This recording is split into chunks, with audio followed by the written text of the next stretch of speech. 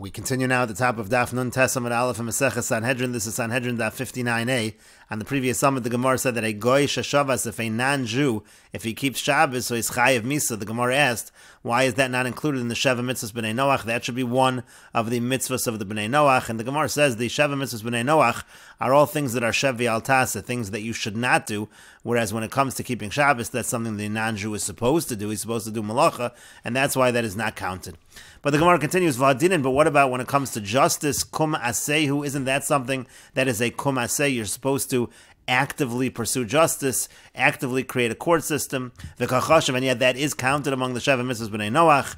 And the Gemara says to that, kum aseh v'shevi al tasaninu, that's actually both. There's a kum aseh, there's an idea of doing mishpat, and there's also shevi al tasa, there's an idea of not having misjustice, not having injustice rather. And so therefore, by dinin, you actually have shevi al tasa as well. That's why it's counted among the Sheva mitzvahs b'nei Noach. And the Gemara continues, V'yamar Rabbi Yochanan, and Rabbi Yochanan says, Ovid kochavim she'osek b'Torah, when a non-Jew, if he learns Torah, chayiv misa, he's chayiv misa, he's chayiv the death penalty, shenemar, as it says, Torah tzivolanu Moshe, morasha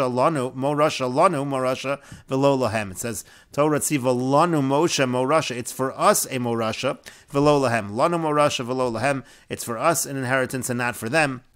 And so therefore, non-Jew is not supposed to learn Torah. Again, the Gemara asks, V'lichshava gavi sheva mitzvahs, why not counted among the 7 mitzvahs of the Bnei Noach?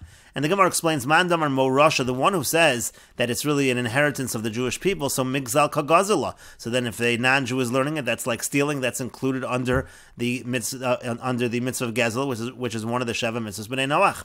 And Man damar me'orasa, the one who's learning it from the idea, not mo'rasha, but it's like me'orasa, it's like betrothed. So dino kenara ha'me'orasa, that means we treat the Torah like a nara ha'me'orasa, dibeskila, where the punishment is skila, the punishment is stoning.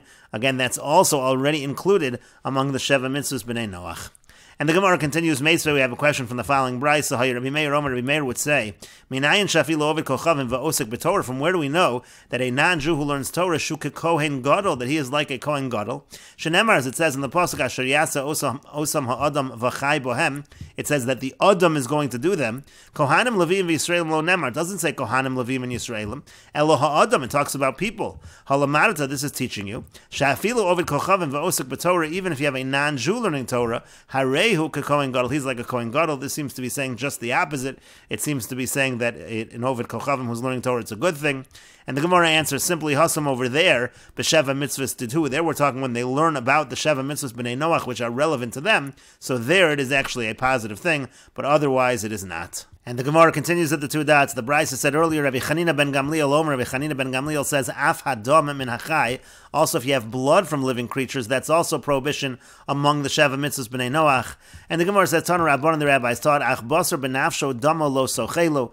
Again, that's the pasuk ze Avram and Achai. That's the pasuk for the source of Avram and Achai, the prohibition for non-Jews to have a limb from a living animal. Rabbi Chanina ben Gamliel, Rabbi Chanina ben Gamliel says, Af hadam min hachai. Even if it's blood from a living animal, that's also prohibited.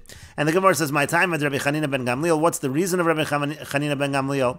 Kari Bey, because the way you read the pasuk is as follows: Basar benafsho lo sochel. You can't have the meat while it's in its soul, and damo benafsho lo sochel. You also cannot have the blood while it's in its soul, and so therefore there's a prohibition of Avram min hachai, and also prohibition of dam min hachai.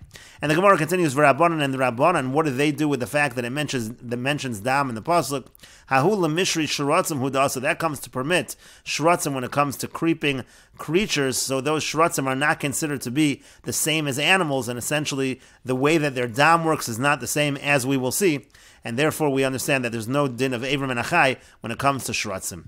And the Gemara continues, Kayotze badavar atomer. Similarly, it says in the pasuk, Rak chazak levilti achol hadam. This is a pasuk that has to do with the command to Jewish people. It says again, don't eat blood. Ki adam hu anefesh. It says that the blood is the soul. And we'll take a look at the girsa of the Gra, Rak chazak levilti achol hadam, ze Avram and Achai. That refers to Avram and Achai, which applies to Jewish people. Ki adam hu anefesh nimchak. The Gra says that the ki adam hu anefesh, that should be erased. And Rashi explains, Kayotze badavar atomer, similarly, Sha'af Yisrael huzaru. The point is that even Klal Yisrael is warned, al dam min hachai b'Sinai. They're warned about blood from living creatures in Sinai, umisham chiyus, and it's because of chiyus, because of the fact that the animal is alive. Rabbi Chanina Kamarla, this is Rabbi Chanina talking, this is Rabbi Chanina's shita. Ki adam hu hanefesh v'lo sochel hanefesh im habasar kolomar lo sochel hadam hanizkar barosh hamikra. You can't have that blood which is mentioned biod hanefesh im habasar. And it means to say, as long as the nefesh, as long as the soul is still with the flesh, as long as the animal is still alive, there's this prohibition of dam min hachai that applies to Jewish people as well. And the Gemara continues, v'Rabbanan, now the Rabbanan respond to that, ahu ladam hakaza shaneshama yotze bo huda. So that pasuk is actually talking about dam hakaza, that's the blood of bloodletting, which causes the soul to depart. And Rashi explains, v'Rabbanan ahu desamach dam lazharas evrim min hachai. The reason why it mentions blood next to the warning of evrim min hachai, because again, the entire idea, according to Rabbi Chanina ben Gamliel, is it mentions evrim min hachai, but then additionally it mentions dam to teach dam min hachai. But what do the Rabbanan respond to that? The reason why dam is mentioned by the warning of evrim min hachai, lo lemisri mishum chiyas samchin. It's not because of the fact that we're prohibiting that dam because the animal is alive. Ela lemeser dam hakaza. Rather, it's referring to dam hakaza, the blood of bloodletting. Shanefesh yotze bo, which the soul departs because of that. Mishum dam hu desamche delotema azoras dam gabe v'zavachta mi bekorcha mitzoncha ksiv dam shchitahu tehave dam. You might think that only the blood of slaughtering, dam shchita, is considered blood and prohibited. Aval dam hakaza lo have dam. You might think that the blood of bloodletting is not in the category of dam, is not prohibited. Lahachi akshi le'evrim min hachai. So the Rabbanan say that's why we're comparing dam to evrim min hachai. Ma evrim min hachai asr machmas isuro, just like evrim min hachai is asr because of its prohibition.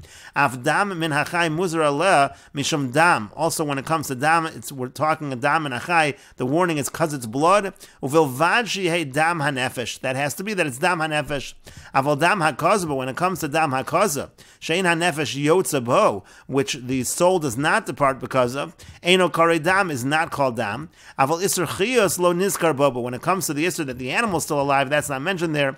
Velo b'shum dam, that doesn't apply by any blood. Uvechrisos mefarish, and in Meseches Krisos it explains ezo dam hakaza shanefesh yotze bo. Well, what is considered dam hakaza where the soul does depart from it? Because again, we're including dam hakaza shaneshama yotze bo. We're just not including dam hakaza, which is not shaneshama yotze bo. That's mitipa hamishacheres va'elech. That's when the blood starts to blacken and onward. Mishu maschi lotze shachar. Once it starts coming out as black, so then you know it's shaneshama yotze bo. That's what the Rabbanan are understanding. The Rabbanan are understanding from this word dam, that kind of dam hakaza will be prohibited. But the Gemara continues, Lamali lemichtav livnei Noach. Why is it that evrim min hachai needs to be written to the bnei Noach?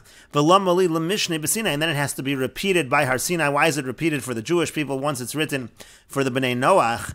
And the Gemara says to that, Rabbi Yossi Rabbi Chanina, that follows what Rabbi Yossi Rabbi Chanina taught.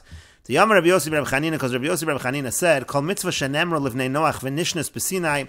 Anytime you have a mitzvah that was said to the Bnei Noach and then it's repeated by Har Sinai, lo zeh v'lo zeh nemra, it's actually given to both. That's how we know that it's given both to non-Jews and Jews. Livnei Noach v'lo nishnes b'Sinai. Now, if it's given to the Bnei Noach and it's not repeated at Har Sinai, then it's actually li Yisrael nemra. Then we understand that it's given to the Jewish people. V'lo livnei Noach, and not given to the Bnei Noach. And v'anu ein lanu, and we only have one example of this. Ela gid hanosha. The only example of this is gid hanosha, which applies to the Jewish people. V'aliba de Rabbi Yehuda. That's if you're following the opinion of Rabbi Yehuda. And Rashi explains, Lamali lemichtav evrim min hachai b'Sinai. Why is it that evrim min hachai needs to be written by Sinai, ubivnei Noach, and also by the Bnei Noach? Atu Yisrael mishum dekiblu Torah yotzu michlam mitzvos harishonos. Do you think because Klal Yisrael accepted the Torah, they're excluded from the earlier mitzvahs? Of course, that's included. B'shlama avodas kochavim v'giloi arayis b'Sinai. Now I understand why avodah zarah and giloi arayis, why that's mentioned at Har Sinai. Limilsayu nishnes. There were particulars over there, as we're going to see. That's why it's repeated. Lefi shelo pirshu kol kach b'vnei Noach, because the details weren't exactly explained by the Bnei Noach. Aleilu averos onshon aleim v'chein ba'arayis. It's exactly what particular averos is the punishment, and also by arayis lefarish onshon, to explain what the punishment is. Ela evrim min hachai lo mali lahadure. But when it comes to evrim min hachai, what's the reason of repeating it? That's the question of the Gemara.